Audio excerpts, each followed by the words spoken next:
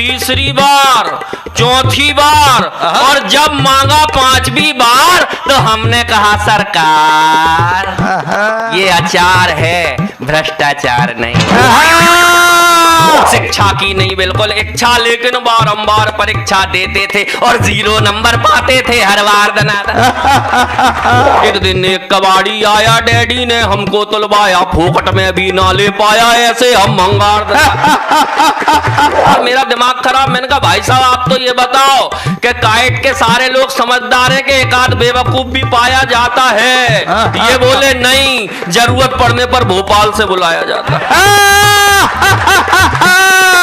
अरे बचपन में थी चड्डी ढीली, चड्डी पकड़ कबड्डी खेली, सब हमको हम चड्डी पकड़े फिर भी लाइन पार दना।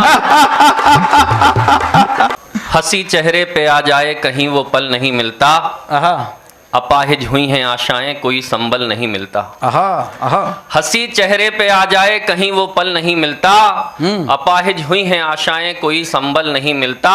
सुगंधित धूप ने तो दी कड़कती ठंड से राहत, जले तो छांव देने को कोई बादल नहीं मिलता। भाई वाह, मगर कंबल नहीं। 4 पंक्तियां और सौंपता हूं, फिर उस काम के लिए जिसके लिए आया हूं वो करूंगा कि धर्म और जाति की राहें सदा बेडोल मिलती हैं, प्रेम सद्भाव का कोई रास्ता समतल नहीं मिलता। धर्म और जाति की राहें सदा बेडोल मिलती हैं, प्रेम सद्भाव का कोई रास्ता समतल नहीं मिलता। प्रेमिका और पैसे के जुनूनी कई मिले हमको, देश के प्यार में लेकिन कोई पागल नहीं मिलता। वाह वाह वाह वाह, बहुत अच्छा आप लोग सुन रहे हैं। माँ वीणा वादनी को, मंचासीन कवियों को, मुख्य अतिथियों को प्रणाम मेरा पहला है। माँ वीणा वादनी को, मंचासीन कवियों को, मुख्य अतिथियों को प्रणाम मेरा पहला है। काव्य भक्षी श्रोताओं को, सर्वभक्षी नेताओं को, काव्य भक्षी श्रोताओं को, सर्वभक्षी नेताओं को चुन चुन मारूंगा मैं कविता का दहला है। तो अपनी भड़ास को मैं यूं ही यदि पेलूंगा तो आपको लगेगा क्या ये भैंस का तबेला।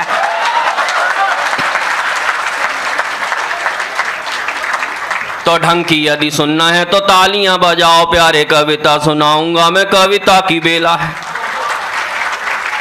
एक नेता ने खाने में मांगा अचार, हमने दिया 1 बार, उसने मांगा दूसरी बार, तीसरी बार, चौथी बार और जब मांगा 5वीं बार तो हमने कहा सरकार ये अचार है, भ्रष्टाचार नहीं। भगवान कसम क्या खतरनाक सुनते हो आप। मैं मोहित शौर्य जी के फेफड़ों को प्रणाम करता हूँ। अपने बाप के बस की नहीं वीर रस लिखना।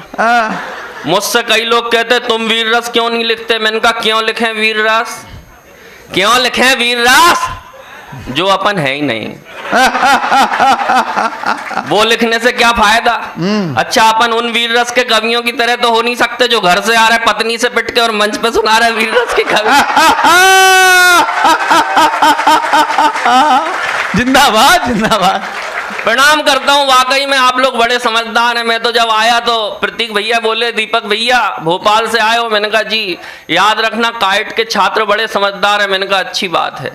जैसे ही रूम में गया आराम करने तो फिर इनका फोन आया, बोले दीपक दनादन भूल मत जाना तुम भोपाल से आए हो, काइट के स्टूडेंट बड़े समझदार हैं। मैंने कहा अच्छी बात है।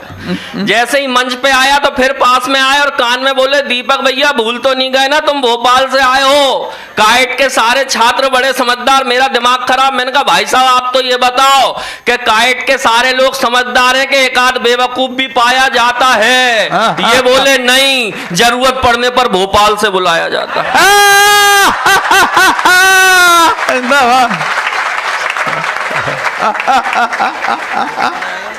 ये हास्य कवियों की स्थिति हो जाती है। भगवान कसम आप लोग बड़ा अच्छा सुन रहे हैं। लोग मुझे दनादन कहते हैं क्योंकि अपन टनाटन रहते हैं।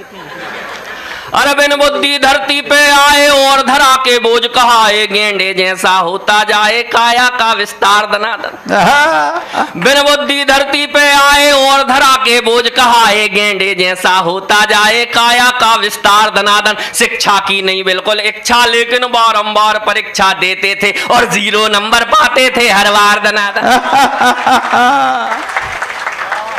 तो कक्षा में टीचर जी सूते, घर में पापा मारे जूते। अरे कक्षा में टीचर जी सूते, घर में पापा मारे जूते, बड़े निठल्ले सांड हो गए खाते खाते मार दनादन। कक्षा में टीचर जी सूते, घर में पापा मारे जूते, बड़े निठल्ले सांड हो गए खाते खाते मार दनादन। एक दिन एक कबाड़ी आया, डैडी ने हमको तुलवाया, फोकट में भी ना ले पाया, ऐसे हम मंगार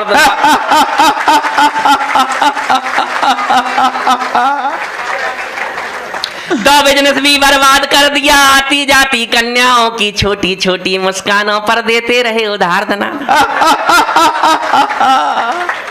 अरे बिजनेस भी बर्बाद कर दिया, आती जाती कन्याओं की छोटी छोटी मुस्कानों पर देते रहे उधार दनादन। वंचित रहे प्रेमिकाओं से, बॉयफ्रेंड की भूमिकाओं से, हर कन्या ने हम में देखा भैया का किरदार। जिंदाबाद। तो हमने तिकड़म खूब लगाई, जैसे तैसे एक पटाई। अरे हमने तिकड़म खूब लगाई, जैसे तैसे एक पटाई, फेरे लेके बनी लुगाई, टुनटुन सी दमदार दनादन। हमने तिकड़म खूब लगाई, जैसे तैसे एक पटाई, फेरे लेके बनी लुगाई, टुनटुन सी दमदार दनादन। हम तो ठहरे चश्माधारी, कहलाते थे सबसे भारी, लेकिन निकली अपनी नारी हिटलर का अवतार दनादन। मेरे मामा कहते थे कि सुबह सुबह जल्दी उठ के सड़क पे दौड़ लगाया करो, स्वास्थ्य अच्छा होता है। भगवान कसम एक दिन उठ गया सुबह 4 बजे। फिर क्या हुआ कि सुबह सुबह कसरत को जागे, सूनी सड़क और हम भागे। अरे सुबह सुबह कसरत को जागे, सूनी सड़क और हम भागे, देख अकेला हमको पीछे पड़ गए कुत्ते 4 दना। सुबह सुबह कसरत को जागे, सूनी सड़क और हम भागे, देख अकेला हमको पीछे पड़ गए कुत्ते 4 दनादन। ओलंपिक का दौड़ विजेता भी ना लगता अपने आ गए, बिना पदक के रेस जीत गए, ऐसी थी रफ्तार दनादन। जिंदाबाद दीपक भाई। तो बचपन में थी चड्डी ढीली, चड्डी पकड़ कबड्डी खेली। अरे बचपन में थी चड्डी ढीली, चड्डी पकड़ कबड्डी खेली, सब हमको हम चड्डी पकड़े फिर भी लाइन पार दना। बचपन में थी चड्डी ढीली, चड्डी पकड़ कबड्डी खेली, सब हमको हम चड्डी पकड़े फिर भी लाइन पार दनादन। अब तो नाड़ा चड्डी में है, अपनी खुशी कबड्डी में है, भ्रष्टों के संग मैच करा दो, कर दे हम उपचार दना। भगवान कसम पता चला गाजियाबाद में एक बहुत बड़ा कवि सम्मेलन हुआ। एक बड़े कवि ने बड़ी देर तक कविता सुनाई, लेकिन किसी ने ताली नहीं बजाई। उस कवि का दिमाग खराब, गुस्से में जोर से चिल्लाया कि लगता जितने बैठे सब कसम खा के आए कि ताली नहीं बजाएंगे, लेकिन मैं भी कसम खा के आया कि ताली तो बजवा के रहूंगा, नहीं तो किसी बिल्डिंग से जाके कूद जाऊंगा। पब्लिक में से एक उठा, बोला साथ चल, धक्का में लगाऊंगा। आप सब लोग समझदार हैं, कहने की आवश्यकता ना पड़े, वाकई में आप लोग बड़ा अच्छा सुन रहे हैं। मोहित भाई कह रहे थे, युवाओं की बात कर रहे थे, भगवान कसम मैं तो जब से आया देखा काइट के युवाओं को समझाने की जरूरत नहीं है। ये तो इतने समझदार हैं कि इनके सामने कोई समझदार भी आता है तो मोए मोए हो जाता है। इतने अच्छा यहाँ के तो बच्चे, गाजियाबाद में जैसे ही दिल्ली उतरा, वहां से आया कार में, तो मैं सुनता आया कि भैया वो गाजियाबाद में है वो काइट इंस्टीट्यूट, वहां पे एक से बढ़ के एक बच्चे हैं, किसी बच्चे से पंगा मत लेना। मैंने एक बच्चे से गलती से पंगा ले लिया, बच्चा आया और क्या हुआ सुनना और आनंद लेना। सुबह सुबह रास्ते में एक बालक हमसे टकरा गया, अच्छे खासे दनादन का टनाटन दिमाग खा गया। सुबह सुबह रास्ते में एक बालक हमसे टकरा गया, अच्छे खासे दनादन का टनाटन दिमाग खा गया। मिलते ही उसने पहला किया सवाल, कौखा दनादन क्या हाल। मैंने कहा अबे तू बच्चा है कि भूचाल, मैं तुझसे इतना बड़ा हूं उसके बाद भी नाम लेके हाल पूछ रिया है, साले बारीक कंघी से भालू के बाल उछ रिया है। बच्चा बोला अबे कितना बड़ा है। मैंने कहा बेटा पहली बात तो मैं तुझसे हाइट में ही बड़ा हूं, नाप ले तेरे सामने खड़ा हूं। बच्चा बोला अबे बेवकूफी के वफादार, अकल नहीं थी तो ले लेता उधार। अबे हरकत से मंकी भेजे से डंकी, कोई बात नहीं आती ढंकी। अबे खजूर के पेड़ साले अधेड़, जब अकल नहीं है तो क्यों सामने खड़ा होता है। और तुझे इतना ही नहीं मालूम कि हाइट में तो गधा भी बच्चों से बड़ा होता है।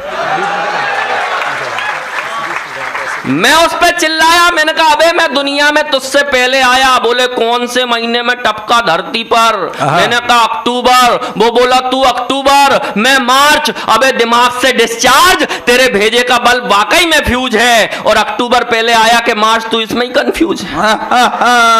मैंने कहा अबे ये अक्टूबर और मार्च तो हर साल आता है, सन के हिसाब से बात कर। सन के हिसाब से तो मैं तुझसे बड़ा हूं। बोला कौन सी सन का जन्म है तेरा। मैंने कहा मेरा जन्म सन 1987 में आई थी वो शुभ घड़ी। वो बोला तू 1987, मैं 2019, बता कौन की सन बड़ी। बच्चा फिर बोला, टपाक से अपना मुंह खोला। बोले अबे दनादन क्यों बड़ा बड़ा बड़ा करके बड़बड़ा रहा है, एक बच्चे के आगे तू हड़बड़ा रहा है। अरे बड़ा बनना है तो सरदार भगत सिंह, चंद्रशेखर आजाद, सुखदेव राजगुरु की तरह बड़ा बन, जिन्होंने छोटी सी उम्र में अपना बड़प्पन दिखाया, इस देश पर अपना सर्वस्व लुटाया। अरे बड़ा बनना है तो स्वामी विवेकानंद की तरह बड़ा बन, जो छोटी सी उम्र में महान हो गए, सारी दुनिया में भारत की पहचान हो गई। वाह वाह वाह। बड़ी ना उम्र, ना कद, ना नाम होना चाहिए, बड़ा तो आदमी का काम होना चाहिए। बड़ा तो आदमी का काम होना चाहिए।